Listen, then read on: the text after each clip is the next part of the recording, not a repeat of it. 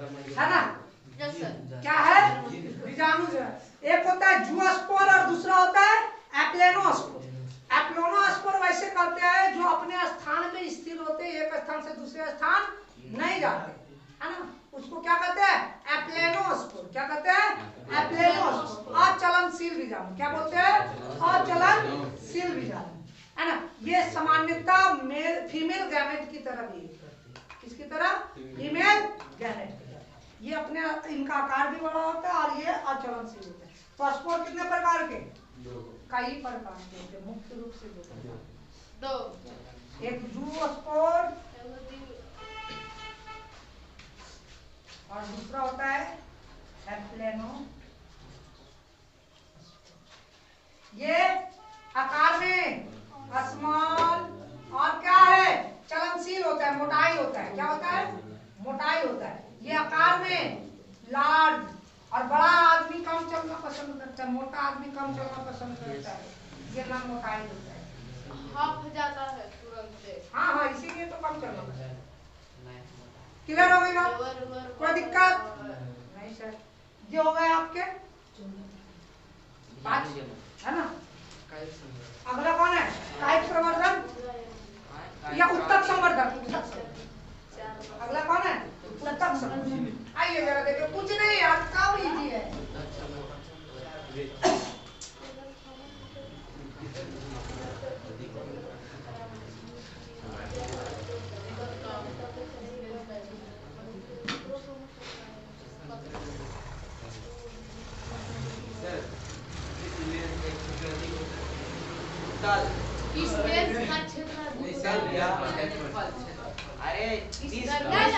इसका अधिक होता है दृश्य क्षेत्र लेंस दर्पण उत्तल। दृश्य क्षेत्र उत्तल का होगा ना? ज्यादा क्षेत्र का लेकर साइड मिरर में, हाँ साइड मिरर तभी तो लिया जाता है। सही मार लिया। साइड मिरर के रूप में क्यों यूज किया जाता है? क्योंकि उसका दृश्य क्षेत्र कम हो।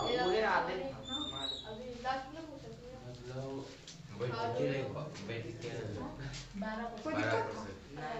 अरे छोड़ दो, और बताइए ना। अगला बात करें tissue culture. Tissue culture, tissue उत्तक संवर्धन। अरे छोड़ना, आपका गलती जो हो गया टेस्ट के लिए खाने का बार बार नहीं होगा। हो गया, इसमें भी हो गया। संस्कृत। अरे डार्क हॉर्स का नाम सुने हो तो? नहीं डार्क हॉर्स नहीं। अरे छुपा रुस्तम बोलते हैं। आगे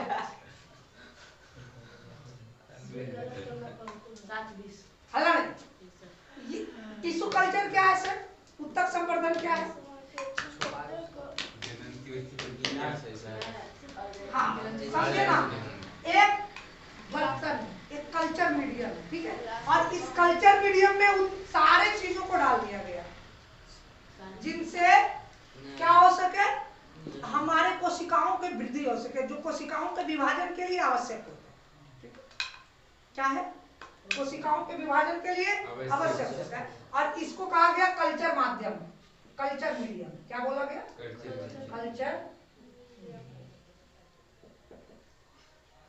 कल्चर माध्यम या पोषक माध्यम। कौन माध्यम में डाल दिए? पोषक माध्यम। अब कहा गया कि किसी भी जीवों के जीवित हिस्से को काटकर, कौन हिस्से को काटकर? जीवित हिस्से को काटकर कहाँ डाल दें? एक पोषक माध्यम। कहाँ में? पोषक माध्यम।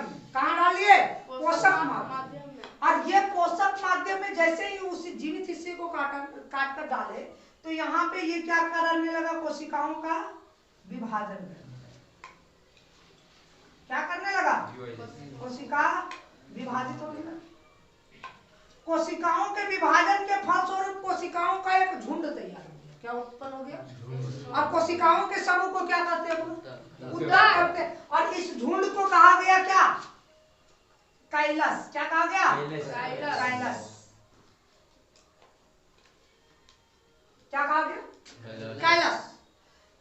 जब किसी जीवित हिस्से को कल्चर मीडियम में डाल देते हैं तो क्या होता है? पोषक माध्यम पोषण प्राप्त करके उसकी कोशिकाएं क्या होने लगती है? विभाजित होने लगती है और विभाजन के फलस्वरूप एक उत्तकीय रचना का निर्माण करता है जिसे कैलस कहते हैं और ये कैलस नए जीव का निर्माण कर देते हैं। तो चूंकि ये कैलस क्या था? उत्तक था ना, इसलिए इस घटना को कहा गया। कोई दिक्कत?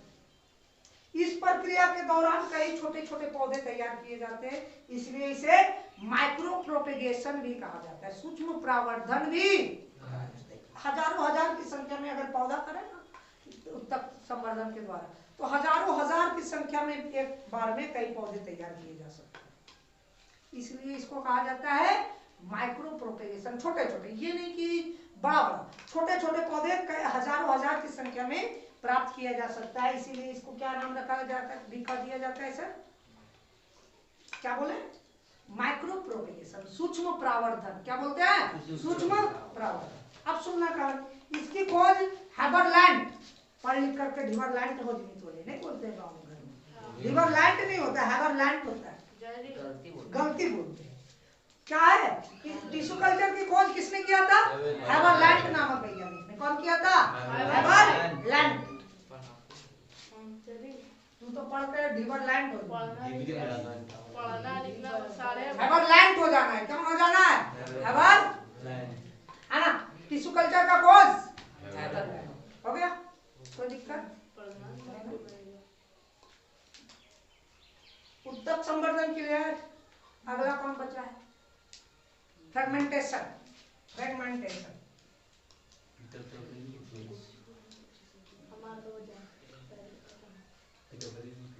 खंडन। क्या है बच्चे? विखंडन पढ़ा है, खंडन नहीं पढ़ा है, ठीक है, अंतर है दोनों। वहां पे एक ही जीव हो रहा था, वो क्या हो रहा था? टूटा, लेकिन वहां पे मर नहीं रहा था जीव।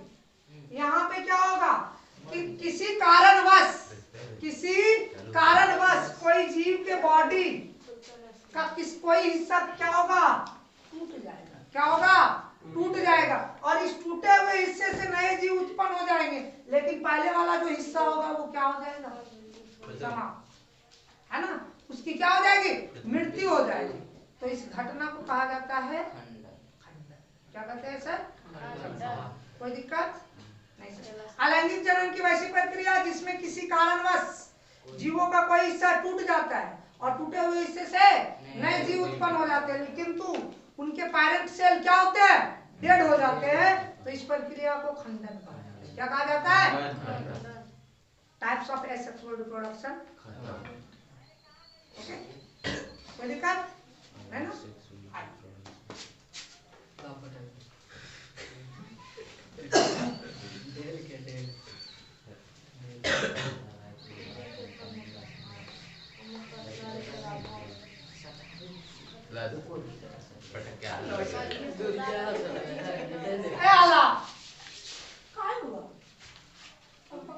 वीडियो बंद हो गया है कि?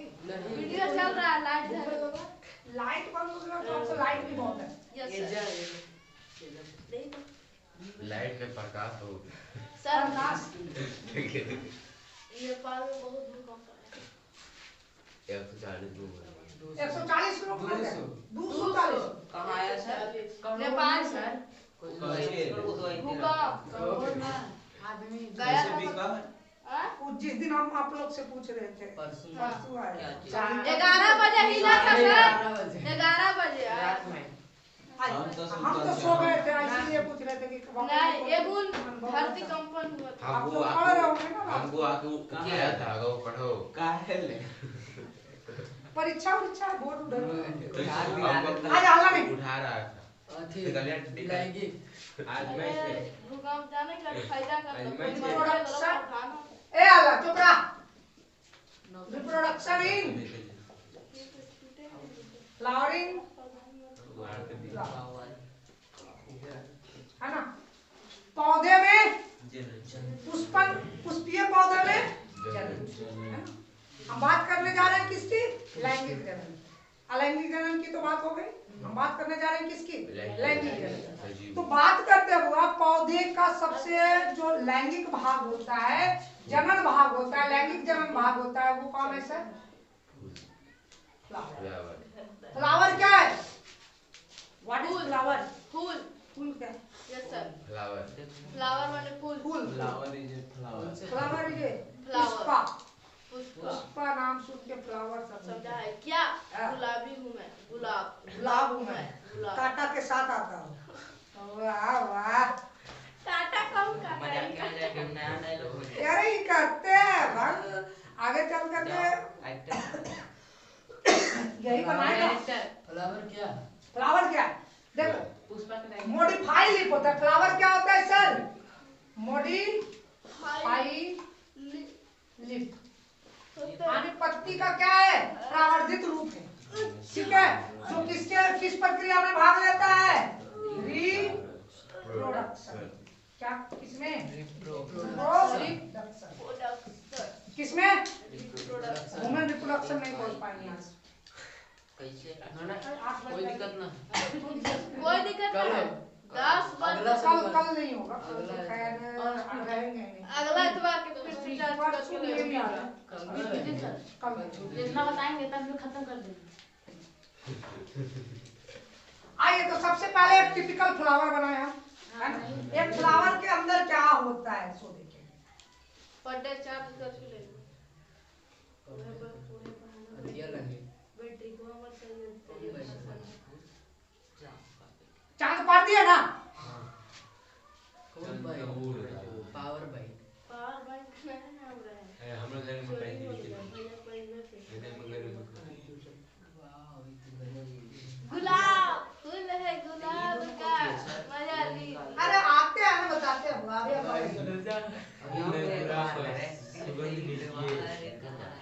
आगे तो मारे हैं।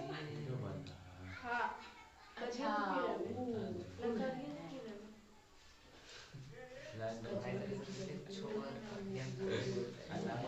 है ना? हल्ला नहीं। तो फ्लावर है पूरा, कैसा फ्लावर है? Typical flower.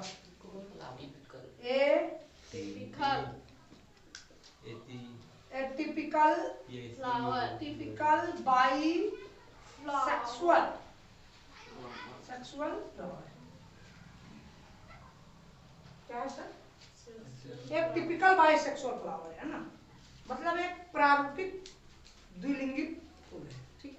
आगे जरा बात करें हम कि क्या क्या होता है। फूल के मुख्यतः कितने भाग होते हैं सर? मुख्य रूप से 4। कितने सर? 4, है ना? पहला होता है कैलिक्स, दूसरा होता है कोरोला। क्या होता है? कोरोला। और तीसरा होता है गाइनोसियम, और चौथा होता है एंड्रोसियम।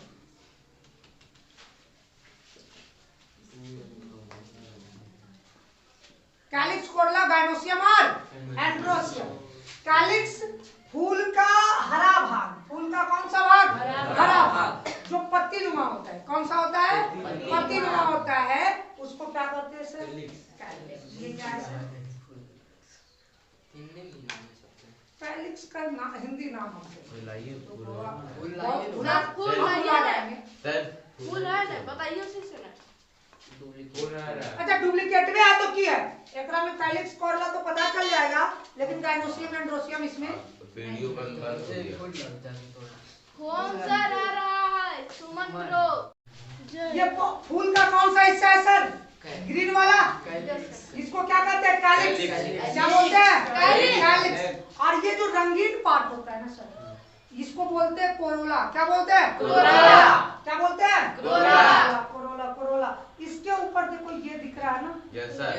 ये हाँ ये वही एक फूल है। ये बहुत सारे दिख रहे हैं बुआ। Yes sir. इसके अंदर छोटे छोटे दाना जैसा दिख रहा है, ठीक है, है ना? इसको कहते हैं पॉलन ग्रेन।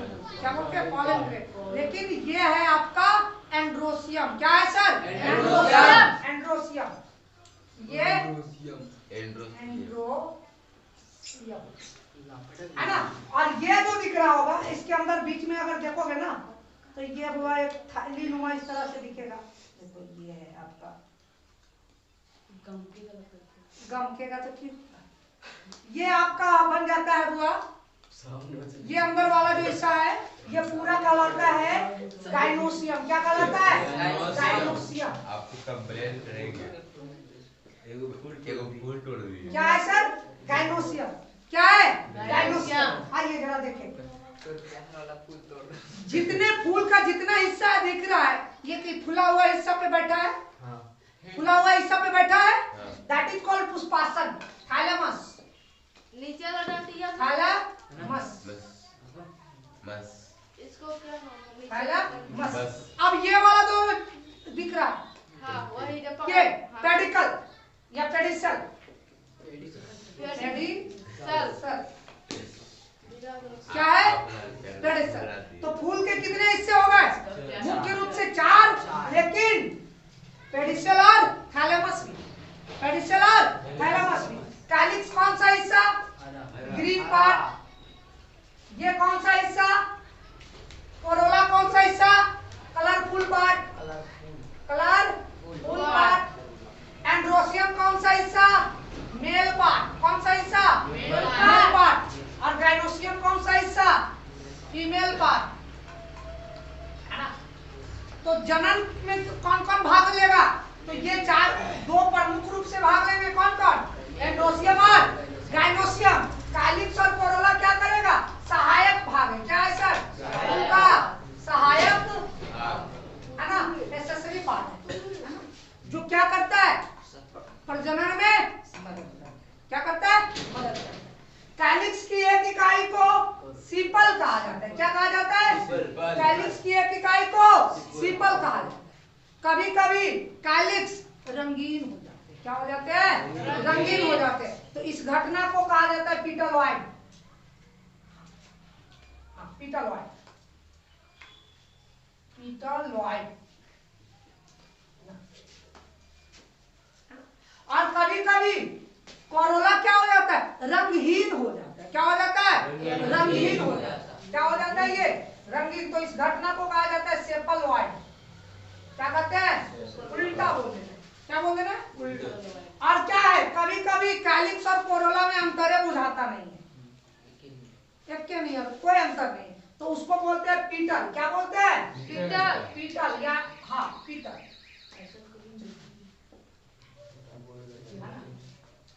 है ना, या पीटल। क्या बोलते हैं उसको? पीटल। और एक रहा तो पीटल और बहुत सारा रहा तो पेरिएंस। क्या बोलते हैं उसको? पेरिएंस, परिदल पुंज। क्या बोलते हैं हिंदी में? परिदल पुंज। हाँ गया ना? हिंदी में बताइए मास्टर माँ तो परिये वाला बोल गई। ठीक, आइए सुनना का ये थैलेमस, ये फूल का जहाँ पे वह स्थान जहाँ पे सारा भाग उपस्थित होता है, फूल का वह हिस्सा जहाँ पे फूल के अन्य भाग उपस्थित होते हैं, क्या कहलाता है? पुष्पासन। क्या कहलाता है? पुष्पासन, है ना, खुला हुआ हिस्सा। क्या कहलाता है सर? ये क्या है सर? फूल को जो ब्रांच से जोड़ता है वो क्या कहलाता है? पेडिकल या पेडिसल, डंठल। क्या बोलते हैं? डंठल, पेडिसल या डंठल। कोई दिक्कत नहीं? यहाँ तक दिक्कत? फूल के कितने भाग? Calyx, Corolla, gynoecium, androecium. Calyx green भाग, कोरोला रंगीन भाग, एंड्रोसियम मेल पार्ट और गाइनोसियम फीमेल पार्ट। एंड्रोसियम की एक इकाई को स्टामेन कहते हैं। क्या कहते हैं बच्चे? स्टामेन, है ना, पुंकेसर। किस क्या बोलते हैं? एंड्रोसियम की एक इकाई को क्या बोलते हैं? पुंकेसर कहते हैं। क्या बोलते हैं? पुंकेसर या स्टामेन। ठीक है, कोई दिक्कत नहीं। गाइनोसियम की एक इकाई को कार्पेल, क्या बोलते हैं? कार्पल या पिस्टिल, स्त्री केसर। क्या बोलते हैं? कार्पेल या स्त्री केसर। कार्पेल, पिस्टिल या स्त्री केसर। गाइनोसियम की एक इकाई को क्या कहा जाता है सर? कार्पेल या पिस्टिल, है ना।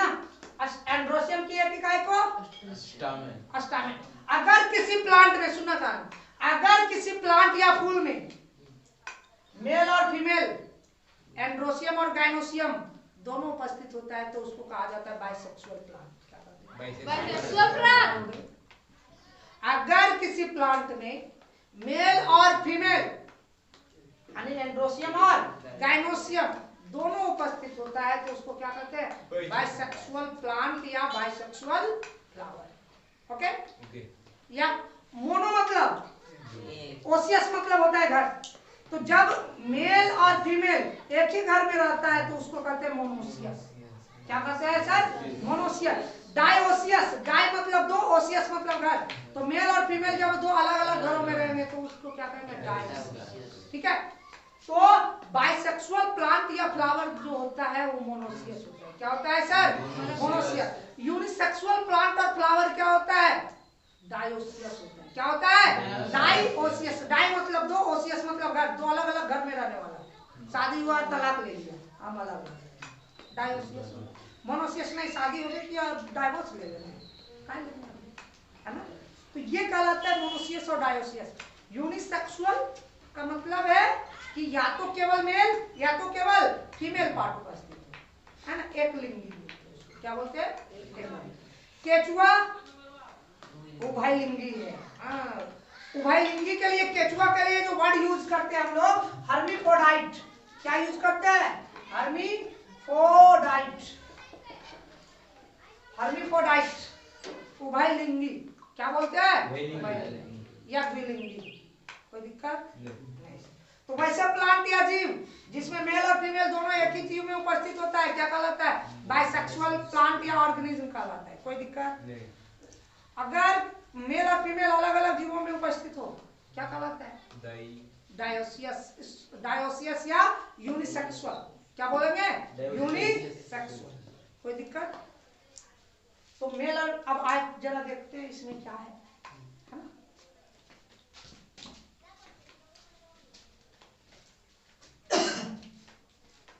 गाइनोसियम की एक इकाई को कार्पेलिया पिस्टिल है ना। कैलिक्स की एक इकाई को, कैलिक्स की एक इकाई को सिपल, सिपल है ना, या सेपल जो बोलना है। और एंड्रोसियम की एक इकाई को स्टामेन है ना।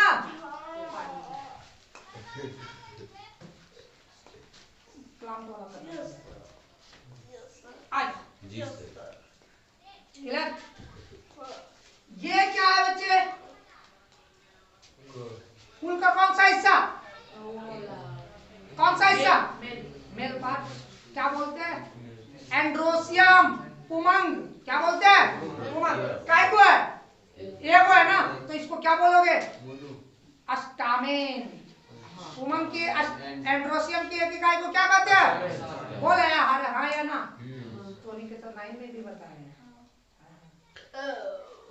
ठीक है। अब ये क्या है आपका?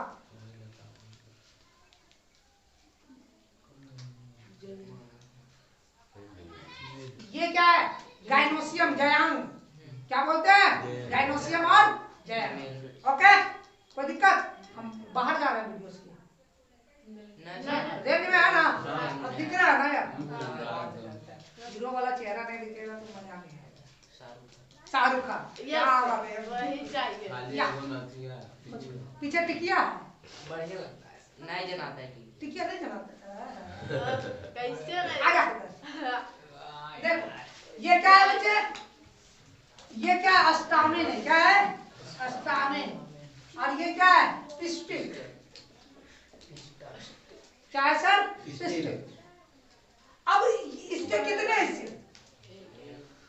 कितने हिस्से? इसको बोलते हैं एंथर। क्या बोलते हैं? एंथर। हिंदी में बोलते हैं परागकोश। परागकोश। ये कहलाता है फिलामेंट। क्या कहलाता है? फिलामेंट, तंतु। ऐसा फ्लावर लाया कि पूरा पढ़ा नहीं पाए। इसमें था ही नहीं उतना बेहतर ढंग से। अच्छा नेक्स्ट टाइम लाना ना। नेक्स्ट टाइम कोई भी फूल लाना बढ़िया वाला, खास करके चाइना रोज लेके आना। फूल लेके आना, बड़ा वाला फूल लेके आना। रेफ्लेशिया का फूल सबसे बड़ा होता है, तो चुप रहना, उषा ना बोलना। ये वाला हिस्सा देखो आला, ये वाला हिस्सा देखो, ये फिलामेंट है और ये एंकर है। और ये वाला हिस्सा क्या कहलाता है? ये वाला हिस्सा कहलाता है कनेक्टिव। क्या कहलाता है सर? कनेक्टिव। क्या कहलाता है? ठीक है, तो पूछेगा स्टामेन के कई भाग? कौन कौन? Anther filament, anther filament, anther filament. बुद्धि करेंगे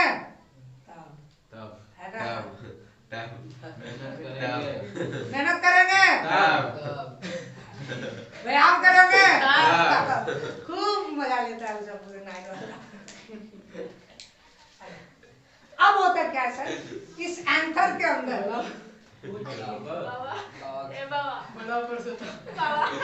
एंथर के अंदर हलन, एंथर के अंदर बहुत छोटे छोटे बुआ हलन, मजाक नहीं करते। एंथर के अंदर बहुत छोटे छोटे कण जैसी रचना उपस्थित होती है।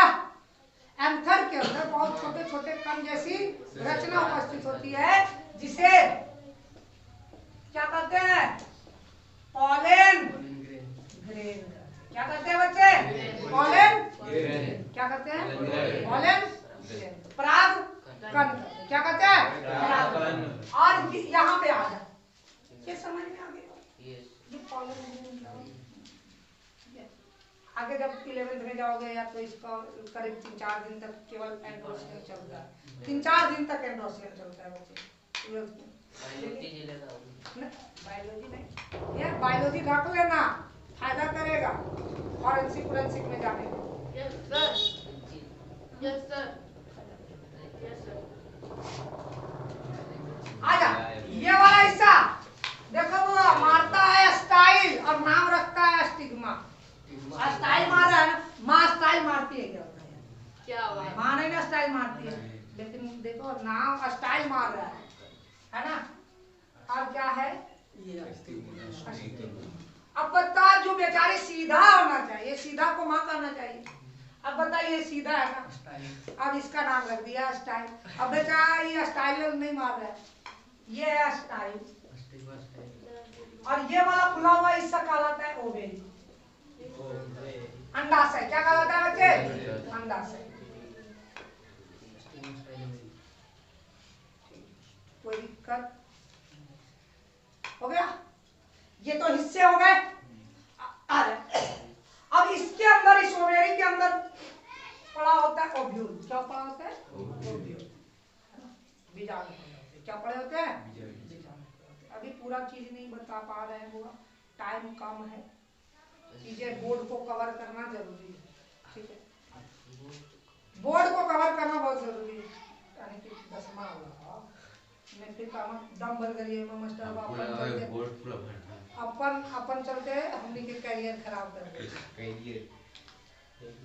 कल अंकित से बात कर रहे थे तो कहा रहा था उनकी क्या कीजिएगा सर, किसी को तो एक बैच को तो खराब करके ही जाते हैं। आपका अगर ज्वाइनिंग जब भी होगा तो एक बैच खराब तो करके ही जाओगे। अंकित छोटू सर देखो, ये पॉलन ग्रेन है ना सर। एक घटना घटती है बुआ जिनका नाम है पॉलिनेशन। इधर दिख रहा है, कवर हो रहा है सर? यस सर, पूरा एकदम। पॉलिनेशन हिंदी में बोलते हैं परागन। क्या बोलते हैं? परागन। क्या है? परागन। अब ये क्या है सर? परागकण। कहाँ से? परागकोश से।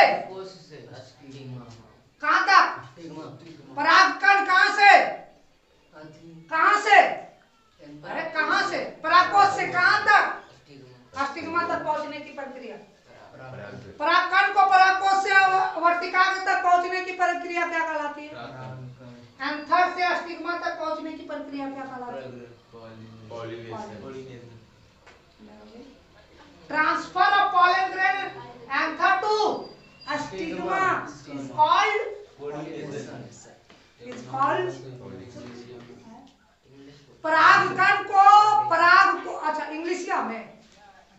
Transfer of pollen grain from anther to stigma is called pollination.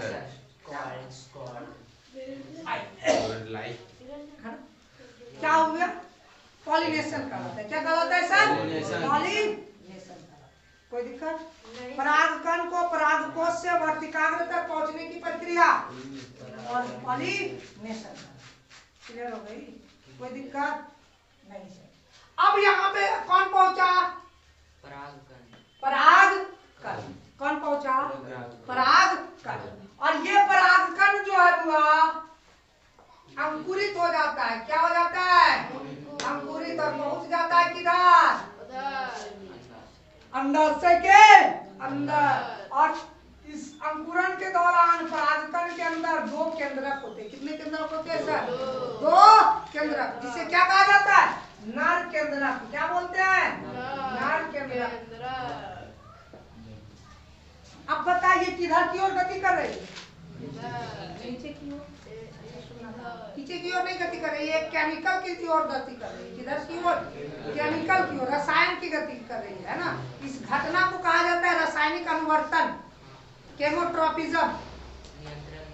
नियंत्रण ट्रोपिज्म में पहला ही लेक्चर होना चाहिए है ना। अब बताना नहीं। अगर पूछेगा कि केमोट्रोपिज्म का उदाहरण बता तो सीधा एग्जांपल क्या है? पॉलन ट्यूब की गति। किसकी गति? पॉलन ट्यूब की गति। किसकी गति? पॉलन ट्यूब की गति। ठीक है। ये पॉलन ग्रेन था। पॉलन ग्रेन अंकुरित होकर के एक नलीनुमा संरचना बनाया। क्या कहलाया? पॉलन। क्या कहलाया? पॉलन। कोई दिक्कत है ना। ये पॉलन ट्यूब हो गया और ये पॉलन ट्यूब और ये क्या हो गए? नर केंद्र है ना। ये नर भाग था ना, तो नर भाग से क्या बना? नर केंद्र। ये यही कहलाता है नर युग्मक। क्या कहलाता है सर? नर युग्मक। और युग्मक में गुणसूत्रों की संख्या क्या होती है सर? आधी होती है। अगर मान लिया जाए आपके बॉडी में 46 गुणसूत्र है। कितना गुणसूत्र है? तो अगर आपसे कोई पूछे कि युग्मक में गुणसूत्र कितने होते हैं? 23। 90% गुणसूत्र गलती करता है। युग्मक में, मनुष्य के युग्मक में गुणसूत्रों की संख्या कितनी होती है? 46 मार के आ जाता है, भूल के भी नहीं। युग्मक में गुणसूत्रों की संख्या आधी तो 23 है ना। अगर रहा 44 तो युग्मक में उसके युग्मक में गुणसूत्र कितना?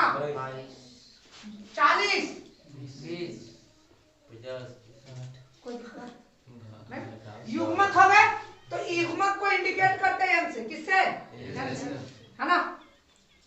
किससे? कोई दिक्कत?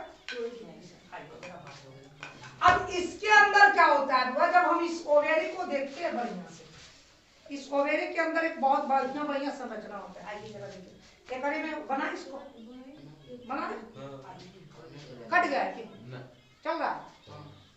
चल रहा। ये ओवेरी के अंदर का हिस्सा है। क्या इस ओवेरी के अंदर के हिस्से की बात करें,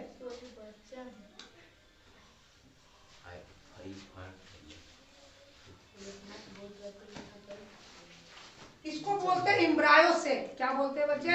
एम्ब्रायोसेक। हिंदी में बोला जाता है भ्रूण कोष। क्या बोलते हैं? भ्रूण कोष।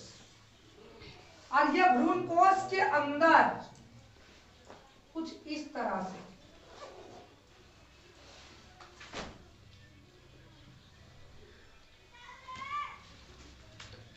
इस तरह की कोशिकाएं, ठीक है। ये होता है अंड कोशिका। इसको बोलते हैं, क्या बोलते हैं बच्चे? अंड कोशिका। ये होता है किसका? एन का। कितना का? एन का। एन का बोल आया ना। और ये होता है, इसमें क्या केंद्रक नजर आ रहा है? 2 केंद्रक। तो इसको बोलते हैं द्वितीयक कोशिका। क्या बोलते हैं? द्वितीयक कोशिका। कोशिका। ये वाला 2 केंद्र जो कोशिका भित्ति कोशिका दिख रही है, इसको बोलते हैं साइनर्जीट। क्या बोलते हैं? साइनर्जीट। और ये 3 जो दिख रहा है ना, इसको बोलते हैं एंटीपोडल। क्या बोलते हैं? एंटीपोडल। और ये क्या हो गया? इग सेल। इग सेल। और ये हो गया पोलर बॉडी। क्या बोलते हैं इसको? पोलर। अब ये अंकुरित होकर के आया है ना, तो इसके अंदर कितने केंद्र थे? देखो डायग्राम से समझना, रटना नहीं पड़ेगा। परागकण को कहां से कहां तक, एंथर से स्टिग्मा तक पहुंचने की प्रक्रिया रखने की आवश्यकता नहीं सर। तो फिर से समझना, अब ये पॉलन ट्यूब के अंदर से क्या निकलेगा, नर केंद्रक। अगर दो नर केंद्रक में से एक किससे मिल जाए, अंडा से मिल जाए। किससे मिल जाए, अंडा से। ये नर युग्मक और ये कौन युग्मक, मादा युग्मक। नर युग्मक और मादा युग्मक की मिलने की प्रक्रिया क्या बोला था हमने, निषेचन। अब बताइए क्या कहलाएगा, जब दो नर केंद्रक में से एक किससे मिलेगा, अंडा कोशिका से, तो इस प्रक्रिया को क्या कहेंगे, निषेचन की खोज बर्गर खाए हो, स्ट्रासबर्गर ने किया था। कौन किया था, स्ट्रासबर्गर ने किया था। निषेचन की खोज कहाँ की, किसने किया था, स्ट्रास। अब पौधे में निषेचन की प्रक्रिया कहाँ हो रही है, पौधे में कहा, पौधे में निषेचन की प्रक्रिया कहाँ होती है, ओवेरी में। क्लियर हो गया। मनुष्य में निषेचन की प्रक्रिया कहाँ होती है, फैलोपियन ट्यूब। कहाँ पे, फैलोपियन ट्यूब। ओके, आगे हम बात करेंगे जब मनुष्य की बात करेंगे। दो नर केंद्रक में से एक किससे मिला, अंड कोशिका से, है ना। तो क्या बना, निषेचन के उपरांत क्या बनता है, युग्मकों के मिलने से क्या बना था, जायगोट। यानी कि ये क्या बनाएगा, जायगोट। क्या बनाएगा, जायगोट। क्या बनाएगा, जायगोट। ओके, मिटाएगा। तो एन से एन मिला, क्या मिला, एन से एन मिला, तो क्या बना, 2n। बता, पूछेगा जायगोट में गुणसूत्रों की संख्या कितनी होगी, तो जितना होगा 2n सामान्य कोशिका में उतनी ही गुणसूत्रों की संख्या किसमें होगी, जायगोट। क्लियर हो गई। Yes sir.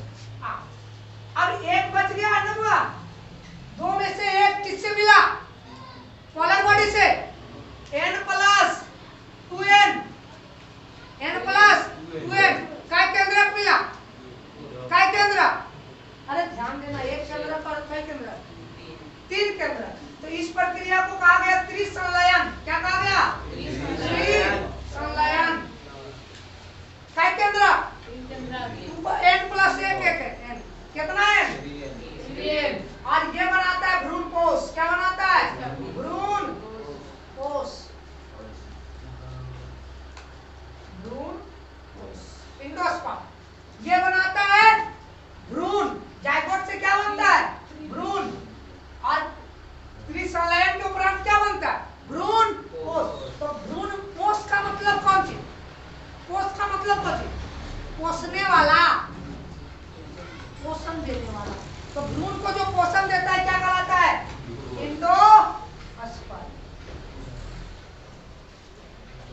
क्या कहलाता है, इंडोस्पर्म। कोई दिक्कत, किसी किसी सीड में इंडोस्पर्म होते हैं और किसी किसी सीड में इंडोस्पर्म। खखरी देखे हो, खखरी है, खखरी पिचक जाता है। Yes sir. क्यों पिचक गया वो धान, क्योंकि उसके सीड में इंडोस्पर्म नहीं था। समझ में आई बात, जिसके कारण वो क्या हो गया था, खखरी। और वह की हो जाता है, अगर उसको अथी कर देते हैं पानी में छना के अलग हो गया तो ठीक है, और नहीं उठा जाता है तो चावल क्या हो जाता है, काला काला हो जाता है। ये नहीं कि जल गया था शेकर से काला हो गया, नहीं सर, वो इंडोस्पर्म, वो धान ही खराब हो गया होगा। अगर किसी चावल में कालापन ज्यादा है, इसका मतलब है कि उसका प्रोडक्शन सही ढंग से, समझ में आएगा, ये इंडोस्पर्म की कमी।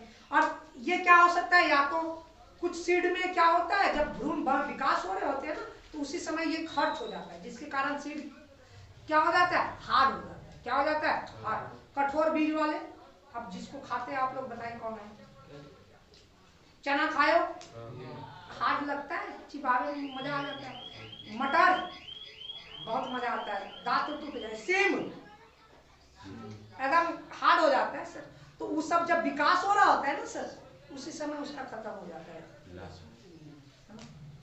क्लियर हो गए, कोई दिक्कत नहीं सर।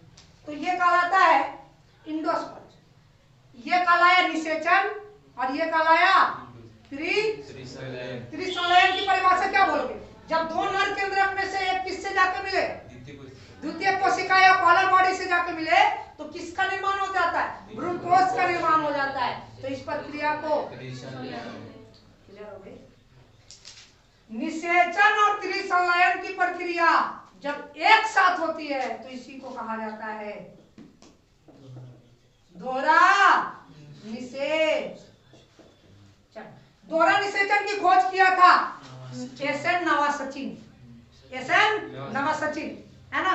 ये दोहरा निषेचन जो है बच्चे एंजियोस्पर्म का सबसे प्रमुख लक्षण है। वैसे पौधा या वैसे प्लांट जिसके सीड कवरिंग होते हैं, ढका होता है, क्या कहलाता है? क्या कहलाता है? एंजियोस्पर्म कहलाता है। एंजियोस्पर्म का सबसे प्रमुख लक्षण क्या है? दोहरा निषेचन। और इसके सीड कॉट क्या होते हैं? कवरिंग होते हैं। सीड क्या होता है? कवर होता है, सीड कॉट पाए जाते हैं। तो निषेचन और त्रिसंलयन को सम्मिलित रूप में क्या कहा जाता है सर? दोहरा निषेचन। दोहरा निषेचन का खोज किसने किया था? एसएन नवासचिन नामक वैज्ञानिक।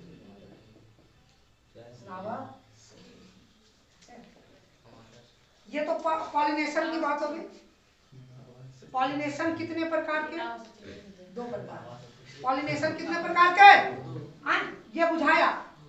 अच्छा अब बता, ये निषेचन जब हो जाता है ना बुआ, तो ये ओवेरी पक जाता है। ओवेरी क्या हो जाता है? पक जाता है। और पक करके क्या बना देता है? फ्रूट बना। क्या बनाता है? फ्रूट। और इसके अंदर जो ओव्यूल था ना, क्या था? ओव्यूल। ये बना देता है सीड। क्या बना देता है? हाँ। ये क्या बन गया? ओव्यूल क्या बनाता है? सीड और ओवेरी फुल। तो फल की परिभाषा क्या बताओगे? निषेचित और परिपक्व ओवरी को फल कहा जाता है। निषेचित परिपक्व ओवरी को क्या कहा जाता है? फल। परिपक्व ओवरी क्या कहलाता है? है ना। फल भी 2 प्रकार के, अनिषेक फल और निषेक फल। जिसमें निषेचन के दौरान फल का निर्माण होता है, ओवरी पकता है, उसको निषेक फल।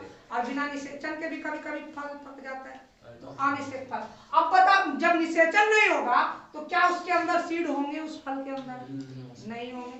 सीड बना कब? निषेचन के फल स्वरूप ना सर। समझ में आएगा? तो जब निषेचन नहीं होगा तो सीड जब नहीं बनेगा हुआ तो उसको क्या कहेंगे? पार्थेनोकार्पी बोलते हैं। क्या बोलते हैं? पार्थेनो।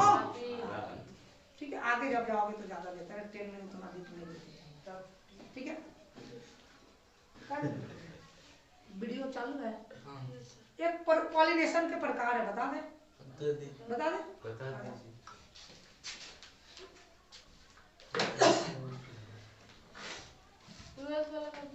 हाँ अब ये 8 बजे से आया नहीं है अभी तक। कल तुम लोग का वही क्लास रखेंगे जो दीपक सर का क्लास होगा 6 बजे से। हम लोग ने हाँ आप लोग नहीं ताकि हम नहीं आ पाएंगे कल हुआ।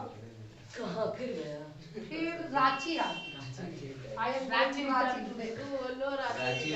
कब हो गया? उधरे लगे तेरे को ना। अभी नहीं दिया है। अच्छा देगा झारखंड। कौन परीक्षा दिए थे? सर हमू के फॉरेंसिक वाला सर हमू मर्डर करवा सॉल्व कर दिए। अच्छा ठीक महाराष्ट्र पर आपसे विद्यालय। पॉलिनेशन, परागकण को परागकोश से वर्तिकाग्र तक पहुंचने की प्रक्रिया पॉलिनेशन।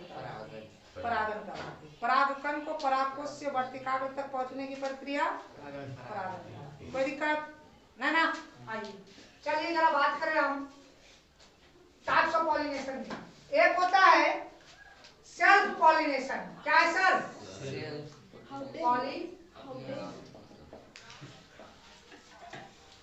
और दूसरा होता है क्रॉस पॉलिनेशन। सेल्फ पॉलिनेशन और क्रॉस पॉलिनेशन। ओके, कोई दिक्कत?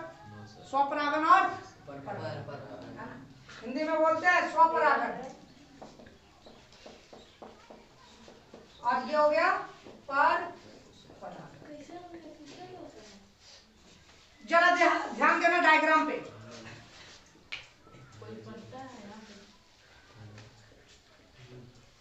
कभी कभी देखा होगा एक पौधे का बगल में एक छोटा सा पौधा होगा जड़िए पर से निकल जाता है।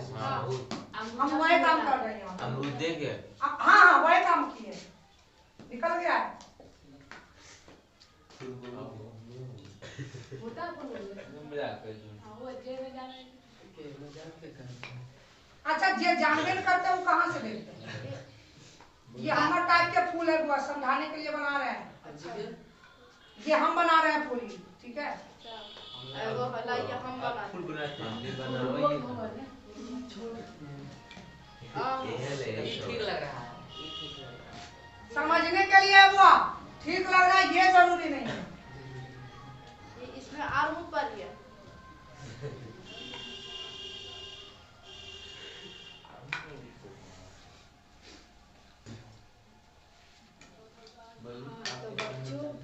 देख क्या बोला हमने सेल्फ पॉलिनेशन में बुआ? सबैला प्रकाश वाला बिलाड़ी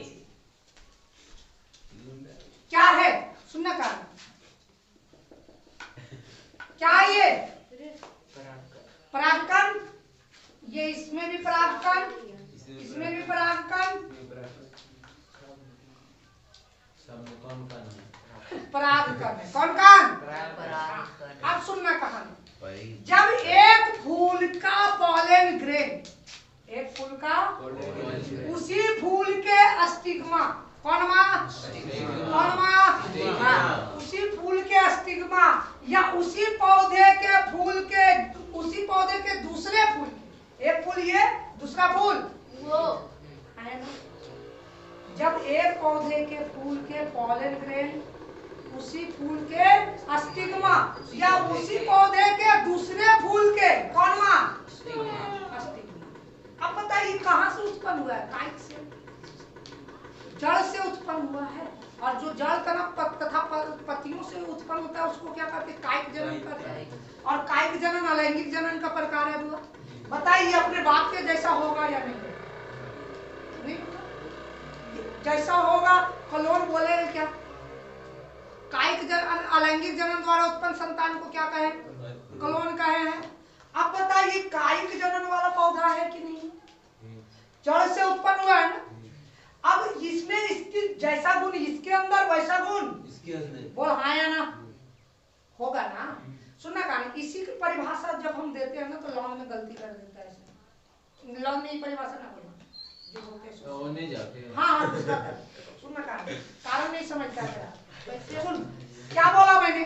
जब एक फूल का पॉलन ग्रेन उसी फूल के स्टिग्मा या उसी पौधे के दूसरे फूल के स्टिग्मा या उसी पौधे के, कौन पौधा?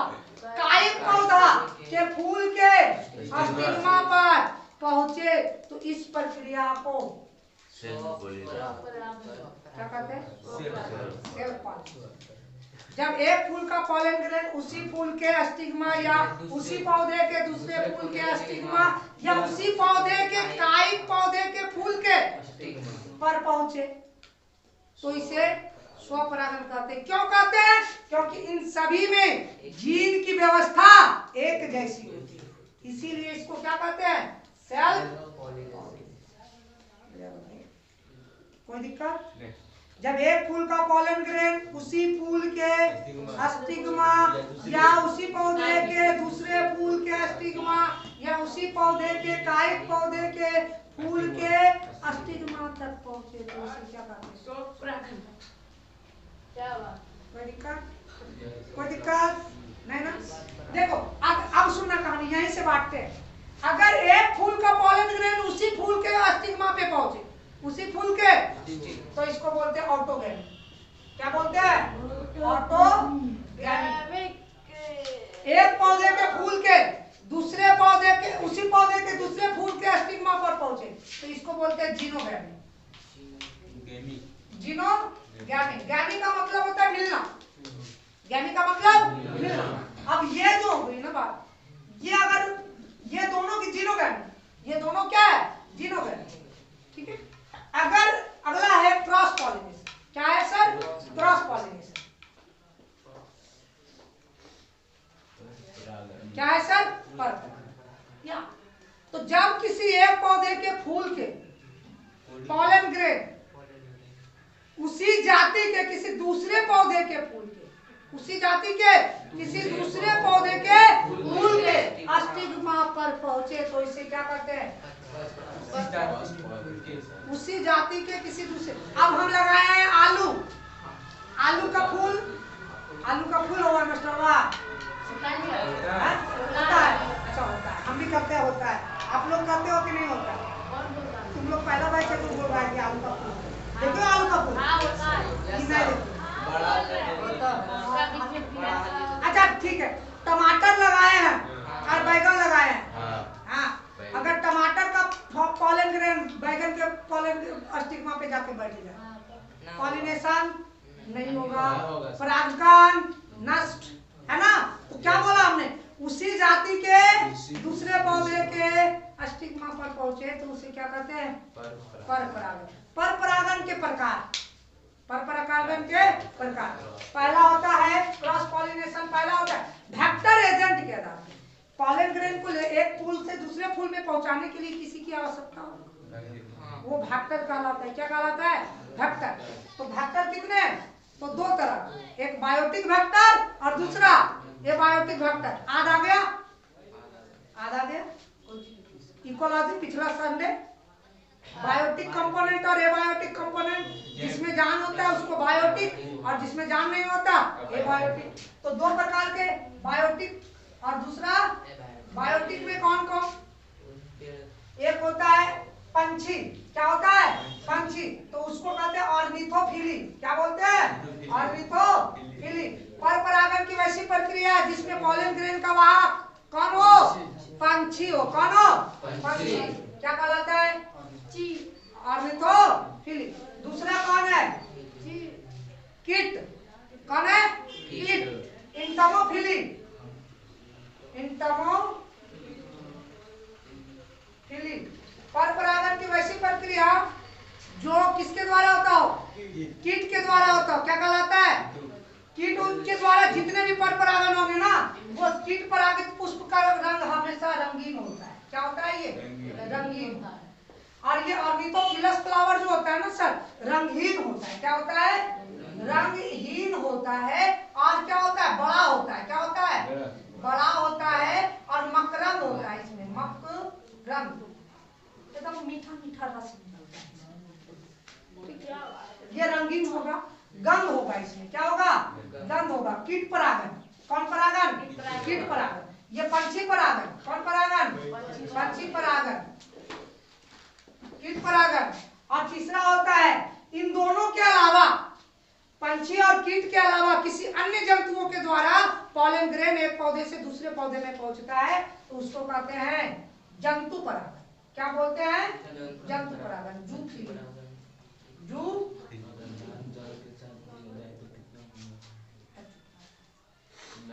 बोला जरूर, पानी उनी के साथ कुछ बोल रहा था ऐसे। कोई बोल रहा था धान जल के कोई जलीय पौधे। ठीक है, ये कितने हो गए? 3 हो गए ना? ये जंतु परागण। अब बायोटिक हो गए। एबायोटिक में आता है, एबायोटिक में आता है वायु, है ना? इसको बोलते हैं एनिमोफिली। एनिमोफिली,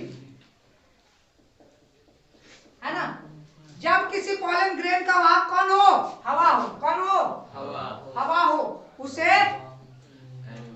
वायु परागण करते हैं। उसे क्या कहते हैं? वायु परागण करते हैं। क्लियर हो गई, है ना? वायु परागित पुष्प जो होता है ना, उसका पॉलन ग्रेन फूल रंगीन होगा, फूल पॉलन ग्रेन क्या होगा? कांटेदार होंगे, है ना? स्टिग्मा स्टिकी होगा, चिपचिपा होगा। जैसे मक्का, धान, इस सब में परागण कैसे होता है? वायु द्वारा। किसके द्वारा? हवा के झोंके से।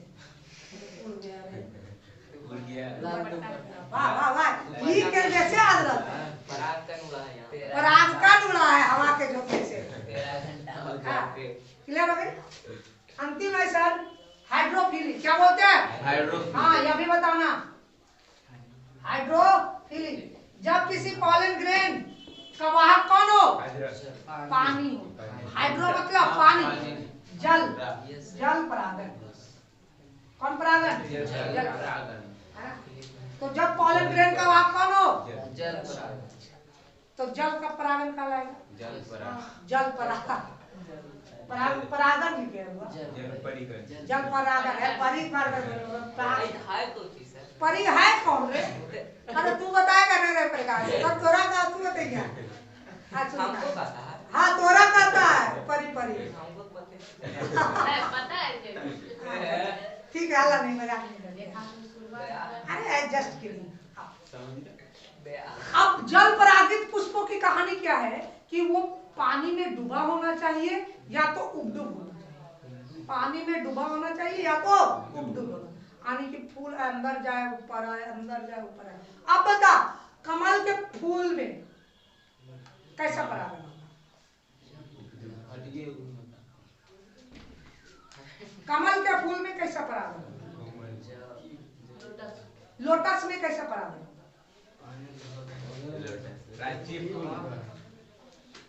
पानी द्वारा। कैसा? पानी द्वारा। क्या कमल का फूल पानी के अंदर होता है? क्या पानी में उबडुब होता है? पानी से ऊपर इतना दूरी पे होता है सर, ध्यान रखियो। और फूल कैसा होता है? फूल कैसा? रंगीन। और रंगीन फूल में क्या होता है? कीट परागन। कौन परागन? ठीक है, आज का चैप्टर नहीं रहने दो, नेक्स्ट टाइम में हम लोग पढ़ेंगे सेकेंड लेक्चर के साथ मानव में जन्म। इसका वीडियो का आपका नोट्स जाएगा आज, रिप्रोडक्शन का। हाँ बच्चे, हाँ सर।